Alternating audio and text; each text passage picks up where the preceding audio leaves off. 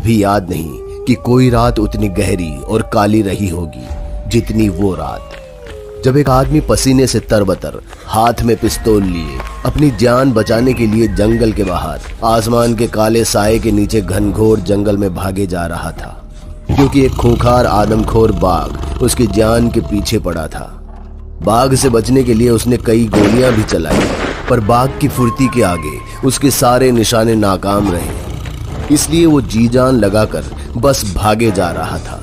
काफी देर तक दौड़ने के बाद आखिरकार उसे अपने सामने बचने का एक रास्ता दिखा, एक पुरानी हवेली। वो हवेली की चौखट पर पहुंचने को हुआ ही था कि आखिरी वक्त पर बाघ ने लपक कर उसकी गर्दन दबोच ली और उसे घसीटते हुए हवेली से दूर ले गया। बाघ का शिकार बनते ही पहले वो कुछ देर चिल्लाया, छटपटाया और आखिरकार उसने अपना दम तोड़ दिया। इससे पहले कि वो बाघ अपने घात लगाए शिकार का भोग लगा पाती, हवेली की पहली मंजिल से एक शख्स कूदकर उसके सामने आ खड़ा हुआ, और ये कोई और नहीं बल्कि वैम्पायर महेश था। आखिरकार आज मेरी भूख और प्यास दोनों शांत होगी, और देखो आज तो पकवानों का बुफे भी लगा है।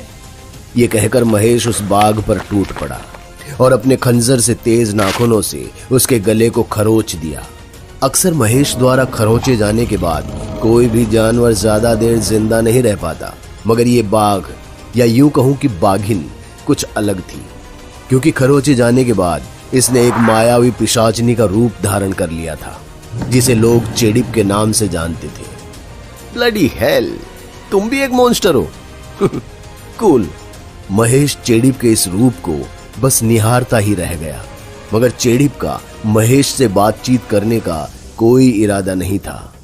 अपने शिकार को छोड़ वो महेश पर टूट पड़ी और उसका गला दबाने लगी। वैम्पायर महेश भी अपनी पूरी शक्ति से उसके हाथों को रोकने लगा, और इसी जद्दोजहद में दोनों ने एक दूसरे पर घूंसों और लातों की बरसात कर दी। भारी बरसात के बीच दोनों के बीच घमासान लड़ाई चल ही रही थी कि तभी चेडिप ने अपने हाथों पर लगे महेश के खून को चाटते हुए कहा, आज तू मेरे हाथों से नहीं बचेगा।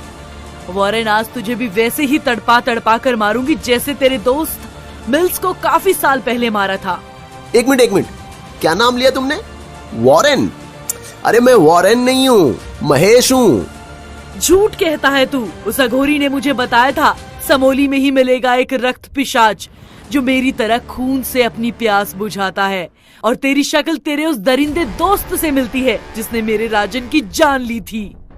अरे मेरी बात तो सुनो। मैं वॉरेन नहीं हूँ, क्योंकि उसे मारने वाला मैं ही था, और मेरी इस हालत का जिम्मेदार भी वही वॉरेन है। महेश की बात सुन चेडिप भी असमंजस में पड़ गई। बहरहाल उसने महेश की पूरी बात सुनने का तय किया और उसके पीछे पीछे हवेली में आ गई। महेश ने उसे हवेली में पड़ी मिल्स और वॉरेन की एक तस्वीर दिखाई, जो उनकी ट्रेनिंग के दिनों की तस्वीर थी, और अपनी पूरी कहानी बताई कि कैसे वो 2 साल पहले इस हवेली में ब्लॉगिंग करने आया था, और एक हादसे ने कैसे उससे उसकी इंसानियत और खुशियां छीन ली, और उसे इस हवेली का गुलाम बना हमेशा हमेशा के लिए कैद कर दिया। महेश की दी गई जानकारी ने मानो चेडिप के गुस्से की आग में घी का काम कर दिया हो, और उसने अपना आपा खो हवेली के सामान को इधर से उधर फेंकना शुरू कर दिया। कुछ देर बाद इसी उठापटक के बाद जब चेडिप शांत हुई तो उसकी आंखें नम थी। उसे दुख था कि वो अपने हाथों से वॉरेन को मौत के घाट नहीं उतार पाई। महेश ने उसके कंधे पर हाथ रखते हुए कहा, मैं तुम्हारा दुख समझ सकता हूँ, पर तुम्हें भी समझना होगा कि पुराने जख्मों को जितना कुरेदोगी दर्द तुम्हें ही होगा। इसलिए जरूरी है कि दर्द को भुलाकर जिंदगी में आगे बढ़ो। छूना मत तुम मुझे, तुम क्या जानो लंबे समय बिना प्यार के वनवास में रहना क्या होता है। इससे पहले कि वो और कुछ कह पाती, महेश की पालतू बिल्ली, जो अब बड़ी हो चुकी थी, उसकी गोद में आ बैठी, और महेश ने उसे सहलाते हुए कहा, ये मेरी बिल्ली सोना है, तुम्हारे सिवा मेरा ये सच सिर्फ यही जानती है। उस दिन जब मैं वैम्पायर बना तो मैं इसे खाने ही वाला था, पर न जाने क्यों अंदर से एक आवाज सी आई और मैं रुक गया। तब से मैं और सोना बेस्ट फ्रेंड है ना सोना? तुमने कहा कि तुम्हें इस रूप में 2 साल हो गए, पर पिछले 2 साल से देश दुनिया सब बंद थी। फिर इस बीच तुम जिंदा कैसे रहे?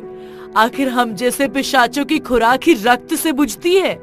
अफसोस कि मुझे भी वही करना पड़ा जो लॉर्ड वॉरेन करता था, किसी भूले भटके इंसान या जानवर का इंतजार, या फिर एक लंबी गहरी नींद में चले जाना ताकि अपनी भूख से निजात पा सकूं। मगर जब भूख ज्यादा लगी हो तो उसके लिए एक बहुत खूब तरकीब है मेरे पास। महेश अपनी बात समझा ही रहा था कि एकदम से पास के कमरे में किसी के बड़बड़ाने की आवाज सुनाई दी। महेश भागकर जब कमरे में पहुंचा तो वॉकी टॉकी पर उसे एक सीक्रेट मैसेज सुनाई दिया। महेश ने पास रखे एक कागज पर कुछ लिखना शुरू किया और मैसेज के समाप्त होते ही अपनी घड़ी में समय देखने लगा। क्या हुआ महेश, तुम काफी गहरी सोच में लग रहे हो। और ये कैसा यंत्र है? इसे वॉकी टॉकी कहते हैं। इसकी मदद से मैंने कई शिकारों को दबोचा है। फिलहाल इस पर एक सीक्रेट मैसेज, मेरा मतलब हाँ, गुप्त संदेश मिला है। मैं समझाता हूँ। महेश ने चेड़िप को अपने साथ बिठा एक नक्शे की मदद से समझाना शुरू किया। दरअसल महेश के पास जो वॉकी टॉकी था उसकी फ्रीक्वेंसी अक्सर एक अनजान नेटवर्क से कनेक्ट हो जाती थी, जो कि इस गहरे जंगल के अंदर रहने वाले नक्सलवादी समूह की थी। महेश को कुछ महीने जरूर लगे, पर अब वो नक्सलियों की फ्रीक्वेंसी और उनके गुप्त संदेशों को बहुत अच्छी तरह समझ पाता था। महेश ने कागज पर लिखी जानकारी को समझाना प्रारंभ किया। वॉरेन हवेली से ठीक 6 किलोमीटर दूर एक पहाड़ी है जिसकी गुफा में नक्सलियों का खुफिया अड्डा है, जहां अक्सर तस्करी से लाए गए हथियार बड़े काफिलों के साथ आते हैं। बड़े काफिले का मतलब महेश के लिए दावत, लेकिन इस दावत का समय सिर्फ सुबह तक ही सीमित था, क्योंकि सूर्य की किरणें वैम्पायर के लिए मौत का फरमान लाती हैं। पूर्णिमा की रात में उल्लू और अन्य जानवरों की आवाजों के बीच चेड़िप और महेश एक गुलमोहर के पेड़ पर चढ़ काफिले का इंतजार करने लगे। महेश, जो कि अपने हाथ पर एक केंचुए को रेंगता देख डर पड़ा और चेड़िप का हाथ पकड़कर चिल्ला उठा, मम्मी मम्मी, इसको मेरे हाथ से हटाओ प्लीज। एक नर पिशाच होकर इस जरा से केचुए से डर गए। चेड़िप, जिसने अपने अंदर की रेशमा को काफी समय बाद महसूस किया था, मुस्कुराते हुए महेश के हाथ से केंचुए को उठाकर फेंक देती है। चेड़िप को खिलखिलाते हुए देख महेश के चेहरे पर भी एक लंबी मुस्कान आ गई और दोनों एक दूसरे को गहराई और प्रेम भरी भावना से देखने लगे। दोनों करीब आने को हुए ही थे कि अचानक ट्रक की आवाज ने दोनों के बीच बनते प्यार के लम्हे को तोड़ सा दिया। जंगल के गहरे अंधेरे में एक कच्ची सड़क पर दो भारी भरकम ट्रक्स बहुत तेजी से बढ़े चले आ रहे थे। ये इन नक्सलवादियों का काफिला है। अक्सर 3 ट्रक्स होते हैं, पर आज सिर्फ 2 है। खैर, ज्यादा सोचने की जरूरत नहीं, हम वही करेंगे जो पहले से करते आए हैं। तुम करते आए हो और आज भी करोगे तुम। एक ट्रक में 6 शिकार।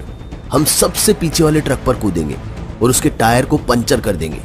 ट्रक के रुकते ही सब बाहर आ जाएंगे और फिर जंगल के अंधेरे का फायदा उठाकर हम एक एक को चुन चुन कर।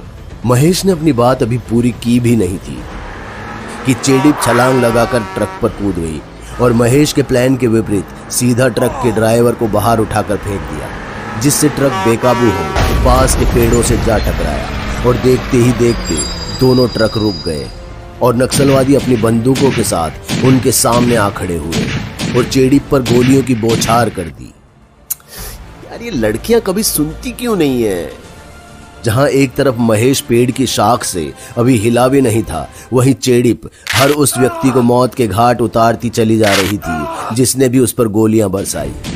इन गोलियों के बरसने के बीच ट्रक के ऊपर खड़े एक शिकारी ने चेड़िप पर एक मजबूत और आधुनिक लोहे के तारों से बने एक जाल को फेंक दिया, जिसमें बिजली दौड़ रही थी। जाल में फंसते ही चेड़िप को एक जोरदार झटका लगा और वो खुद को छुड़ाने की जद्दोजहद में जोर से चिंगाड़ने लगी। मगर इस एडवांस और मॉडर्न जाल के आगे उसकी शक्तियां कुछ फीकी सी पड़ गई। इतने में एक अनजान शख्स ट्रक से कूदा और अपनी कमर से खंजर निकाल चेड़िप के कंधे को उससे खरोच उसका खून चाटते हुए बोला, तो खबर तो सच्ची निकली कि इस जंगल में सचमुच एक वैम्पायर रहता है। बस हैरानी की बात ये है कि ये वैम्पायर तो औरत निकली। खैर, आदमी या औरत मुझे क्या, मुझे तो बस तेरी रूह चाहिए महेश, जो खुद एक वैम्पायर था, चेड़िप की दुर्दशा देखकर दहल गया था कि आम से दिखने वाले व्यक्ति ने चेड़िप जैसी शक्तिशाली पिशाचनी को दबोच लिया। आप लोगों को क्या लगता है, कौन है ये शख्स और आखिर चाहता क्या है? क्या महेश चेड़िप को बचाने के लिए आगे आएगा? जानिए अगले भाग में। दोस्तों, अगर आपको हमारी कहानी अच्छी लगी हो तो लाइक, कमेंट और शेयर जरूर करें। साथ ही रेगुलर अपडेट के लिए चैनल को सब्सक्राइब करें। और अगर आपके पास भी कोई डर से भरी दमदार कहानी है तो भेजिए हमारे मेल एड्रेस पर अभी।